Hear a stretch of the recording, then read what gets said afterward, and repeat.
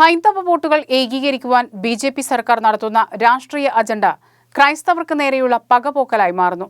സഭയുടെ ഉടമസ്ഥതയിലുള്ള സ്വത്തുക്കളുടെ നിയമസാധുതയെക്കുറിച്ച് അന്വേഷണം നടത്തുമെന്ന ഭീഷണിയാണ് സംസ്ഥാന സർക്കാർ നടത്തിയിരിക്കുന്നത്. ഈ മാസത്തിന്റെ ആരംഭത്തിൽ തന്നെ സംസ്ഥാന മുഖ്യമന്ത്രി രഘുബീർ ദാസ് സഭാ സ്വത്തുക്കൾ നിയമപരമാണോ അല്ലയോ എന്ന് അന്വേഷിക്കുമെന്ന് പരസ്യമായി പ്രഖ്യാപിച്ചിരുന്നു.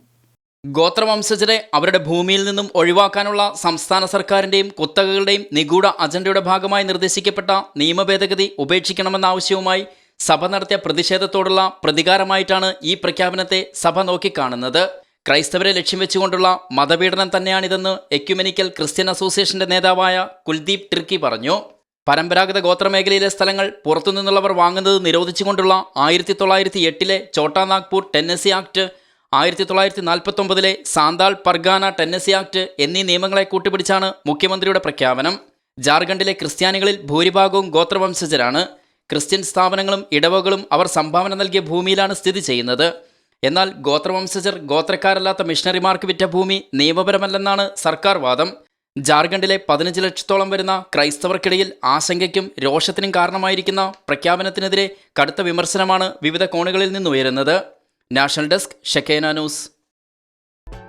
ഷെഖേന ടെലിവിഷന്റെ വാർത്തകളും പ്രോഗ്രാമുകളും യൂട്യൂബിൽ കാണുന്നതിനായി ഈ ചാനൽ സബ്സ്ക്രൈബ് ചെയ്യുക. നിങ്ങളുടെ മൊബൈലിൽ തത്സമയം നോട്ടിഫിക്കേഷൻ ലഭിക്കുന്നതിന് ബെൽ ബട്ടണിൽ വിരലമർത്തുക.